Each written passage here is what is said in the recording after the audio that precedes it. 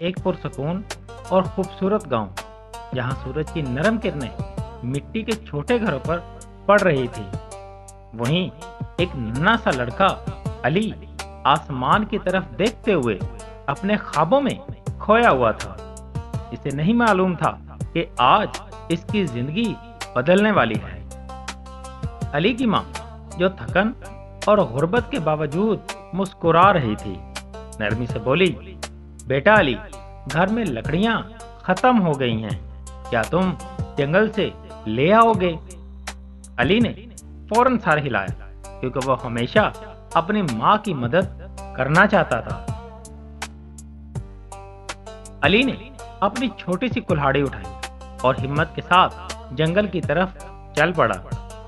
راستے میں ہوا کی سرسراہٹ اور پرندوں کی آوازیں اس کے ساتھ تھیں، مگر اسے اندازہ نہیں تھا کہ آگے کیا ہونے والا ہے۔ جیسے ہی علی جنگل کے اندر گیا، درخت گھنے ہوتے گئے اور ماحول تھوڑا خوفناک لگنے لگا۔ اچانک ایک عجیب سی آواز گونجی، جیسے کوئی درد میں ہو اور مدد کے لیے پکار رہا ہو۔ علی کا دل زور زور سے دھڑکنے لگا۔ وہ ڈرا ہوا تھا، مگر ہمت کر کے آواز کی طرف بڑھا اور پھر اس کی آنکھوں کے سامنے ایک زخمی ہاتھی پڑا ہوا تھا۔ علی ہاتھی کے قریب گیا اور اس کے زخمی جسم کو دیکھ کر دل دکھی ہو گیا۔ اس نے فوراً اپنے ہاتھوں سے زخم صاف کیے اور ہاتھی کے قریب بیٹھ گیا۔ علی نے اپنے چھوٹے ہاتھوں سے ہاتھی کو پانی پلایا اور اس کا خیال رکھا۔ ہاتھی کے بڑے آنکھوں میں شکر گزاری جھلک رہی تھی۔ ہاتھی آہستہ آہستہ اپنی آنکھیں کھولتا ہے اور علی کو دیکھ کر مسکراتا ہے۔ علی حیران رہ گیا کہ یہ ہاتھی بات کر رہا ہے۔ ہاتھی بولتا ہے، شکریہ علی، تم نے میری جان بچائی۔ اب میں تمہیں ایک جادوئی راز بتاؤں گا۔ علی کی حیرت کا پیمانہ ٹوٹ گیا۔ ہاتھی نے اپنی سونڈ زمین پر ماری۔ اچانک ایک خفیہ دروازہ ظاہر ہوا اور روشنی کی کرنیں جنگل میں پھیل گئیں۔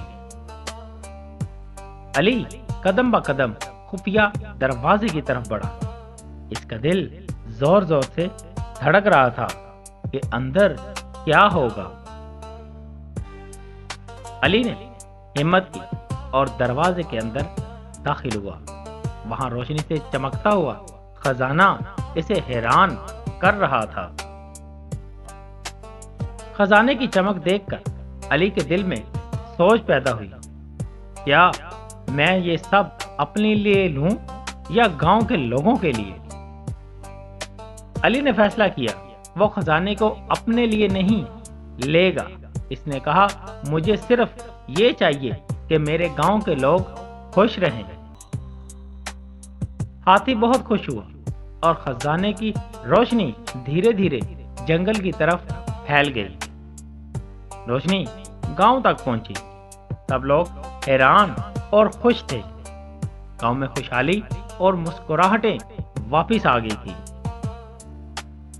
علی نے سب کو بتایا کہ اصل خزانہ نیکی اور محبت ہے۔ سب لوگ اس کی بات سن کر خوش ہوئے اور اس کی تعریف کرنے لگے۔ ہاتھی اور علی کی دوستی مضبوط ہو گئی۔ اب وہ دونوں جنگل میں اور گاؤں میں سب کی حفاظت کرتے تھے۔ ہر دن گاؤں میں خوشی اور امن کے ساتھ گزرتا۔ لوگ علی اور جادوئی ہاتھی کے بارے میں کہانیاں سناتے۔ اینڈ پر علی نے سیکھا کہ اصل جادو نیکی اور دل سے کرنے والے کام میں ہے، اور ہاتھی نے بھی جان لیا کہ انسان میں سچائی اور محبت کی طاقت ہوتی ہے۔